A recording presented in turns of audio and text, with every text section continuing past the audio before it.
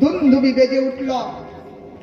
আজ গন্ধর্বগণ নিত্য গীত করতে লাগলেন, দেবতাগণ পুষ্প বর্ষণ করছেন, আর ভগবান সেই গোপীগণের সঙ্গে নিত্য গীতে প্রবৃত্ত হলেন। ভগবানের সেই নিত্য গীত মহামুনি সুখদেব গোস্বামী পাদ আজ তাতেও তিনিও যেন নিত্যে সামিল হলেন। পাদন্যাস ভুজবিত তিমির সুস্মিতই ভ্রু বিলাসই ভজ্জন মধ্যে কুচ বিললতই সিদ্ধান মুখা ব্রজবধূভি। সমস্ত ব্রজবধূগণের আনন্দে আজ ধর্ম তাদের কাছে জল জল করছে মুখের মধ্যে। তাদের সঙ্গে আনন্দ গীত নিত্যতে মেতে উঠলেন ভগবান। চতুর্দিক থেকে ওই পুষ্প বর্ষণ হতে লাগলো, দুন্দুবি বেজে উঠলো, জয়কার করতে লাগলেন, শঙ্খধ্বনি উলুধ্বনি দেবতাগণ চতুর্দিকে করছেন। বলুন ভগবান রাসবিহারী ভগবান কি, রাসেশ্বরী রাধা রানী কি। আজ সেই নিত্য গীতে মেতে উঠেছে। আসুন আমরাও একটু ভগবানের নিত্য গীতে আমাদের হৃদয়টাকে নাচিয়ে নি রাধা গোবিন্দের রাস মহোৎসবে। गोकुल में देखो वृंदावन में देखो रे मुरली बाजे रे श्याम संग राधा नाचे रे श्याम संग राधा नाचे रे। गोकुल में देखो वृंदावन में देखो रे मुरली बाजे रे श्याम संग राधा नाचे रे।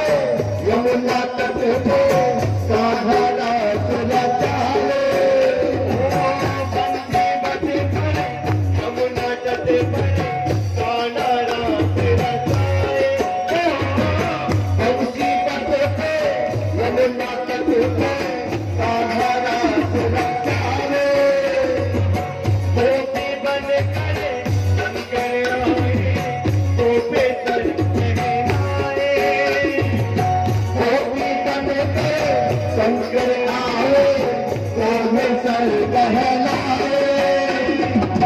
डम डम डमरू बजे कान्हा की मुरली, डम डम डमरू बजे कान्हा की मुरली, जग सारा नाचे रे श्याम चंद्र राधा नाचे रे, श्याम चंद्र राधा नाचे रे। गोकुल में देखो वृंदावन में देखो रे, बंदे बाजे रे श्याम चंद्र राधा नाचे, श्याम चंद्र राधा नाचे रे। राधा नाचे कृष्ण नाचे नाचे गोपी जने, राधा नाचे कृष्ण नाचे नाचे गोपी जने। मन मेरो बन गया सखी पावन वृंदावन, मन मेरो बन गया सखी पावन वृंदावन। हो रात रचो में रात रचो में, नारी नारी रात रचो में, रात रचो है, रात रचो है, यमुना किनारे जाना रात रचो है।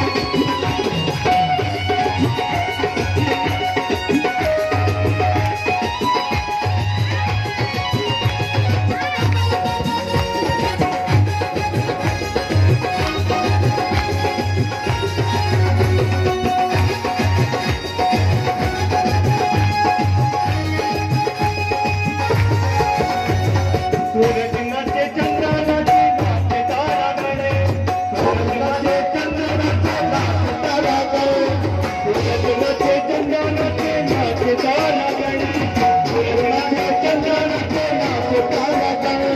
मन मेरा बन गया सखी पावन वृंदावन, मन मेरा बन गया सखी पावन वृंदावन। ओ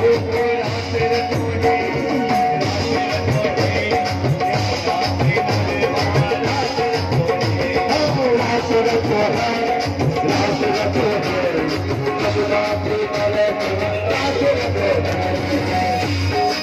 रात रचो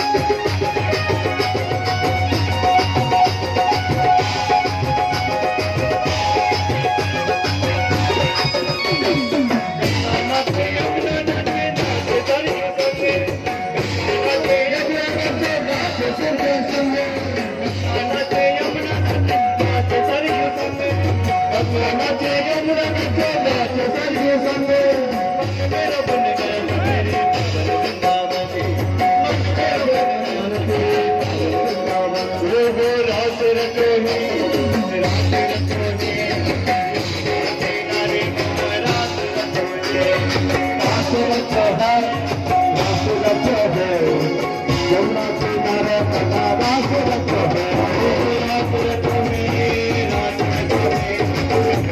यमुना किनारे रात रचो है।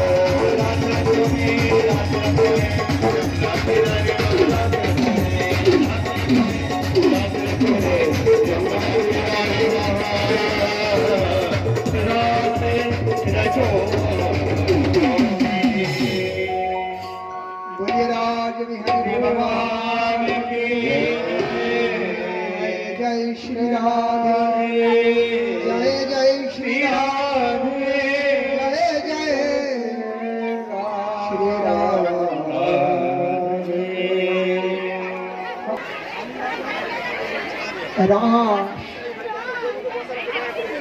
কলিযুগের লোক বড় উপহাস করেন রাস শুনতে, কথা বলবেন না। এই রাস মহোৎসব ভগবান রাস লীলা করলেন। জয় জয় উজ্জ্বল রাস, জয় জয় উজ্জ্বল রাস সর্ব রস পরকিয়া ভাবে যাহা ব্রজেতে প্রচার। সেই বৃন্দাবন এই লীলা ব্রজ ছাড়া অন্যত্র নাহি যাহার প্রচার। এই রাসলীলা পরকিয়া ভাব এটি সেই ব্রজর সীমার বাইরে গেলেই ওটা বিকৃত হয়ে যায়। ব্রজের বাইরে গেলেই, ব্রজ ভাবের বাইরে গেলে ওই রস বিকৃত হয়ে যাবে। তখন এই জড় রসের সঙ্গে মিলে যাবে। আমরা জড় রসের সঙ্গে কম্বাইন করতে থাকি যে বোধহয় কৃষ্ণও তাহলে এইরকম রস আস্বাদন করেছিল। এটা সেইভাবে জীব যতক্ষণ ব্রজ রসে না উত্থিত হবে, জীবের অধিকার নাই না শ্রবণ করা না বর্ণন করা। কেন? আমরা এটা কল্পনাই করতে পারি না যে এইরকম হতে পারে, কারণ আমাদের ভোগ প্রবৃত্তিতে ভরা। এই জগৎ ভোগের জগৎ, রূপ রস গন্ধ শব্দ স্পর্শ, এই পাঁচটি বিষয় চতুর্দিকে ছড়াছড়ি হয়ে আছে। আর এইগুলোই আমরা দিন রাত চর্বিত চর্বণ চেটে চেটে বেড়াচ্ছি। প্রত্যেকটি জীব, প্রত্যেকটি জীব আমরা এর পেছনে।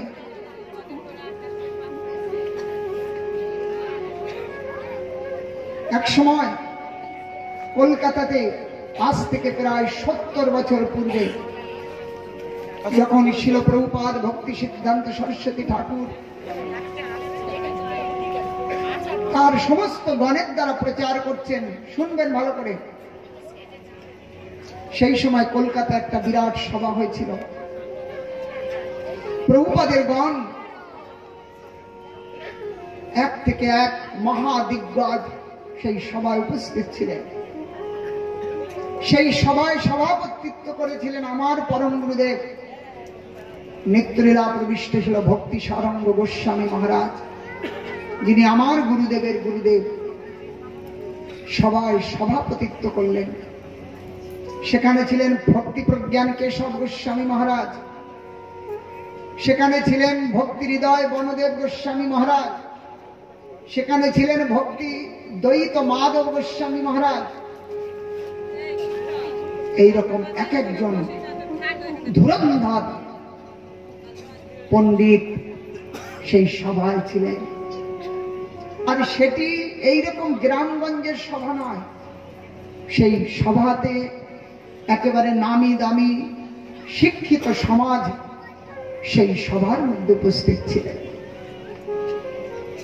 সভাপতি মহারাজ যখন ভক্তি প্রজ্ঞান কেশব গোস্বামী মহারাজকে তিনি হরিকথার জন্য নির্দেশ করলেন, কেশব মহারাজ প্রথমেই বললেন যে এই সমস্ত চামারের সম্মুখে কি হরিকথা বলবো, চামারের সামনে কি হরিকথা বলবো। চামার বলে সম্বোধন করলে। এখন অডিয়েন্সের মধ্যে কানাফুসি শুরু হয়ে গেল। শিক্ষিত সমাজ তারা কানাফুসি করতে লাগলো যে এ কি বলছেন ইনি একজন এত মহান ব্যক্তি, চামার, গালি দিচ্ছেন। আজ অডিয়েন্স তাদের মধ্যে একেবারে সকলেই দাঁড়িয়ে পড়লেন যে উনি এইরকম কেন বলবেন। সভাপতি মহারাজের কাছে সকলেই তার কৈফিয়ত চাইলেন। গোস্বামী মহারাজের কাছে বললেন যে ইনি এইরকম করে আমাদেরকে অপমান করছেন। আজ সভাপতি মহারাজ তিনি সবাইকে শান্ত করালেন। যে তিনি অডিয়েন্সের পক্ষ নিয়ে তাকে বললেন যে আপনি কেন বললেন এই কথা? জানেন তো তিনি তো জানেন কেন বলছেন, কিন্তু অডিয়েন্সের পক্ষ নিলেন সেই পরিস্থিতিকে সামলান। তাদের পক্ষ নিয়ে ওই কেশব গোস্বামী মহারাজকে বললেন আপনাকে উত্তর দিতে হবে, আপনি এই ভাষা কেন প্রয়োগ করলেন? চামার। এই কেশব মহারাজ এক সময় শিল প্রভুপাদ ভক্তি সিদ্ধান্ত সরস্বতী ঠাকুর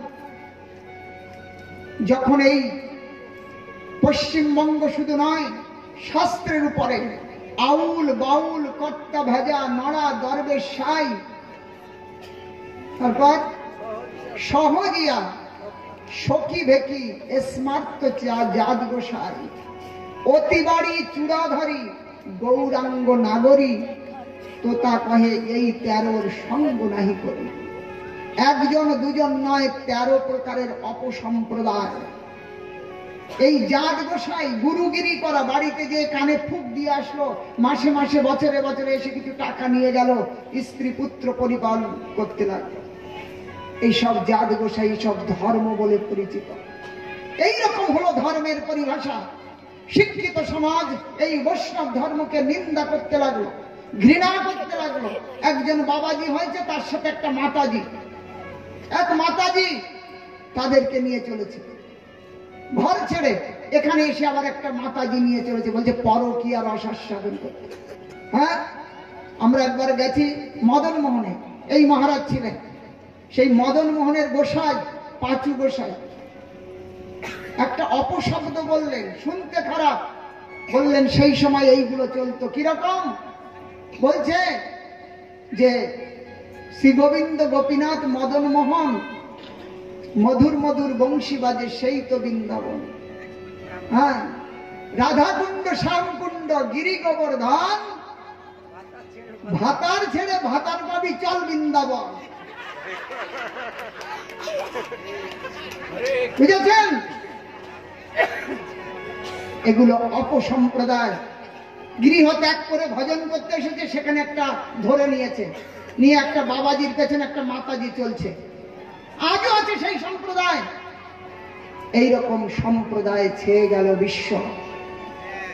শিক্ষিত সমাজ, যুবক সমাজ, তারা ঘৃণা করতে লাগলো বৈষ্ণব সমাজকে। সেই সময় জগৎগুরু ছিল ভক্তি সিদ্ধান্ত সরস্বতী জগতে প্রকটিত হন। এই বছর সেই ভক্তি সিদ্ধান্ত সরস্বতী ঠাকুরের 150তম আবির্ভাব। 3 বছর ধরে ভারতবর্ষের বিভিন্ন স্থানে মানানো হচ্ছে। এবছর আমাদের মাননীয় প্রধানমন্ত্রী নরেন্দ্র মোদীজি তিনি দিল্লিতে আমাদের এই অনুষ্ঠানে উপস্থিত থাকবেন।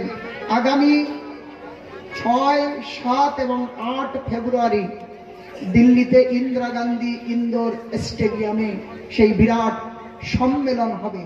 আপনাদের সবাইকেও নিমন্ত্রণ, আপনারাও আসবেন। সেই সময় শিল ভক্তি সিদ্ধান্ত সরস্বতী ঠাকুর তিনি প্রচার করছেন শুদ্ধ সিদ্ধান্ত ভক্তি। নবদ্বীপের ওই সমস্ত জাত গোসাই তাদের একেবারেই কাটা লাগতে লাগলো, তাদের হাড়ি বন্ধ হয়ে যাবে। তাই তারা কি করল? প্রভুপাদকে একেবারে নগর সংকীর্তনে অ্যাটাক করলেন, পাথর ফেলতে লাগলেন।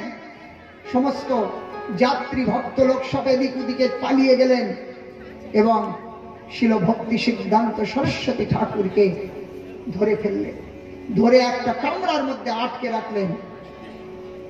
এদিকে সমস্ত ছিন্ন ভিন্ন। ওই সময় এই যে মহাপুরুষের কথা বলছি, যিনি বললেন চামার, সেই মহাপুরুষ তিনি তখন সাদা কাপড়ে গৈরিক বসন ধারণ করেন নাই। তিনি ঘোড়ার পিঠে চেপে প্রভুপাদের কাছে পৌঁছালেন। সেই সময় প্রভুপাদ সন্ন্যাসী, প্রভুপাদকে বললেন, প্রভুপাদ উপায় নাই, এই সময় আপনি একটু বিচার করুন, আপনার এই সন্ন্যাসী বেশ আমাকে দিন, আর আমার এই সাদা কাপড় পরে ঘোড়ায় চেপে চলুন।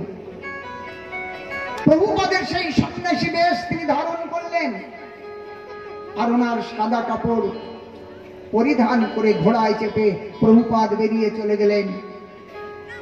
আর তিনি থাকলেন তাদের সাথে ফাইট করে তিনি নবদ্বীপে পৌঁছালেন। সেই মহাপুরুষ ভক্তি প্রজ্ঞান কেশব গোস্বামী মহারাজ, তিনি আজ ওই সভা, তিনি বললেন চামার। কেন বললেন চামার? চামার মানে চামড়া নিয়ে যারা ব্যবসা করে, তাই তো? তাদেরকে তো চামার বলে। চামড়া নিয়ে যারা ব্যবসা করে, তাহলে এই জগতের জীব, তাদের কাছে এই স্পর্শ সুখেই তাদের সমস্ত কিছুর প্রাপ্তির সর্বোপরি। যুবক এবং যুবতীর বিবাহ হয়ে গেল, বিবাহ ধর্মে লিপ্ত হয়ে গেল, মানে তাদের মনে হলো যে আমার জীবনের সমস্ত কিছু পাওয়া হয়ে গেছে, আর এর উপরে উদ্যোগ কিছু পাওয়ার নাই, মানে তাদের প্রতীক্ষা ছোট্ট কাল থেকে ওই পর্যন্ত পৌঁছানো, এই ভোগ পাওয়াটাই তাদের একমাত্র লক্ষ্য, আর কিচ্ছু নাই। তাহলে যে বিদ্যা, যে দৃষ্টি, যে সমাজ ওই কেবলমাত্র চামড়া পর্যন্ত সীমিত থাকে, তাহলে চামার নন। বিচার করলে তাই পাবেন না। এই ভগবদ বিদ্যা তার ঊর্ধ্বের বিদ্যা, যে বিদ্যা আপনাকে এই জগতের সমস্ত ভোগকে একেবারে তুচ্ছ মনে করাবে। যদি তুচ্ছ মনে হয়, ছাড়তে কষ্ট হবে না। অতএব তুচ্ছ মনে করে, তাচ্ছিল্য মনে করে এটা হাসতে হাসতে বিদায় করা যায়, যদি আমরা ঊর্ধ্বের সন্ধান পাই। সেই জন্য আজ আপনাদেরকে বলছি, এই রাস, রাস মানে এই জড় রস নয়, জড় রস নয়। এক সময় এই জগতের রস সব এক জায়গায় বসে মিটিং করছে, আমরস, জামরস, কাঁঠাল রস, যত রকমের রস আছে সবাই মূর্তিমন্ত বসে মিটিং। সেই মিটিং এ বলছেন আমি শ্রেষ্ঠ। আখের রস বলছে না রে ভাই, তোর থেকে আমি মিষ্ট, আমি শ্রেষ্ঠ। আমের রস বলছে না, ম্যাঙ্গো শেক, সে বলছে আমি সব থেকে শ্রেষ্ঠ। এমনি করে সবাই মাথা উঠে উঠে বলছেন আমি শ্রেষ্ঠ। কিন্তু যখন আমার রাধা কৃষ্ণের প্রেম রস উঠে দাঁড়ালো, আর একেবারে সমস্ত রস নিকৃষ্ট বলে মনে হলো, তার কাছে আর কোন রস টিকলো না। বলুন রাজ বিহারী ভগবান কি। সেই জন্য এই রস যারা সমস্ত কিছু পরিত্যাগ করেছে, স্ত্রী, পুত্র, পরিজন, দেশ, দশ, সকলের ভালোবাসা, তারাই এই কৃষ্ণ রসে, এই ভগবানের রসেতে মত্ত হয়ে আছে। তাহাতেই নির্ণীয় যে এই রস কত ঊর্ধ্বে। তাই তো ভাগবত পরিষ্কার বললেন, আত্মা রামশ্চ মুনয়, আত্মা রামশ্চ মুনয় নির্গ্রন্থি অপরুক্রমে, নির্গ্রন্থি অপরুক্রমে। আত্মা রামশ্চ মুনয় নির্গ্রন্থি অপরুক্রমে কুর্বন্তি অহৈতুকি ভক্তি ইত্থম অদ্ভুত গুণ হরি। যে রস জগৎকে মাতিয়ে রেখেছে, আর এই মহাত্মা গণের কাছে সেই রস অতি তুচ্ছ, সেই রসই হলো হরি, সেই রসই হলো হরি কথা। সেই জন্য মানতে পারছি না একটা আলাদা কথা, মানবার চেষ্টা করছি একটা কথা, আর তাচ্ছিল্য করা, উপহাস করা, এটা একটা আলাদা। সেই জন্য খবরদার, মানতে পারছেন না, নিজের কমজোরি মানুন, কিন্তু এই ভগবত ভক্তিকে কমজোরি করবেন না। মত উত্তম, উত্তম মত, উত্তম পথ, কিন্তু পথে চলার পথিক কমজোর। তাই তো পথে চলার পথিক কমজোর, মত উত্তম, মতি কমজোর। আমার মতি কমজোর, তাই আমরা যেতে পারছি না, সেজন্য তাচ্ছিল্য না। কখন হবে? যখন আমরা সৎসঙ্গ করব। আজ সেই রাস মহোৎসব, সেই রাস মহোৎসবের সার কথা। অনেক কথাই রাসে, সময় নাই। অতএব রাসের শেষ কথা সুখদেব গোস্বামী বললেন, এর উপসংহার। বিক্রীড়িতাম ব্রজবধূভির ইরদঞ্চ বিষ্ণু শ্রদ্ধান্বিত শ্রূয়াৎ অতবর্ণয়েত য ভক্তিম পরম ভগবতী প্রতিলভ্য কামম হৃদরোগ আশু অপহনতি অচিরেণ ধীর। এই কথা, এই ভগবানের যে রাস মহোৎসব, যদি কেউ শ্রদ্ধান্বিত হয়ে শ্রবণ করতে থাকেন, কালে তার হৃদয় রোগ চলে যাবে। হৃদরোগ মানে কাম রোগ, কাম বাসনা চলে যাবে, আর ভগবানের প্রতি উত্তমা ভক্তি প্রাপ্ত হবে এবং অচিরেণ ধীর, তাকে নিষ্কাম, নিশ্চল, ধীর করে তুলবেন। এই ভগবান ভক্তির লক্ষণ, এটিতে লাভ হবে। বলুন শ্রী রাজ বিহারী ভগবান কি জয়। আগে চলুন সেই কৃষ্ণ এবং গোপী